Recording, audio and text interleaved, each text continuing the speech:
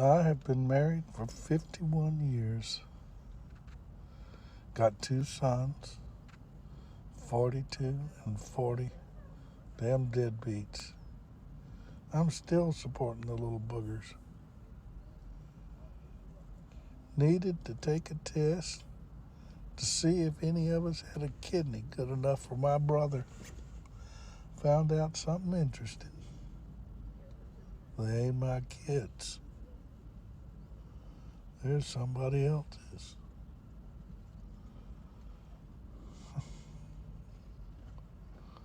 Of course, the only good thing is, I know it's not my fault that those 2 idiots got dumped into this world. Hell, I thought they took after their mother. Instead, they take after the plumber or the postman or the milkman, or, yeah, they were milkmen back when they came around. I mean, God only knows. I do wish I knew who the real fathers were. And they ain't the same. She was bopping a couple of different guys. But if I could figure out who they were, I've been practicing law long enough that I pretty well figure I could sue their ass and get all my money back that I sunk into those 2 deadbeats.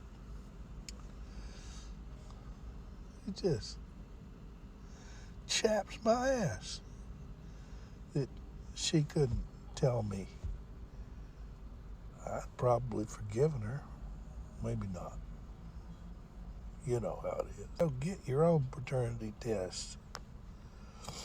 You can't tell by looking who's the daddy unless you're looking down at the genetic level. I've been in court thousands of times in paternity suits, and 4 out of 5 times, guy says he ain't the daddy, he's right. And the genetic test is the only way to prove it for sure. I'll go home, start drafting up some divorce papers, see if I can't get free of that crazy bitch. I mean, I stayed with her for the sake of the children and the grandchildren, now the great-grandchildren.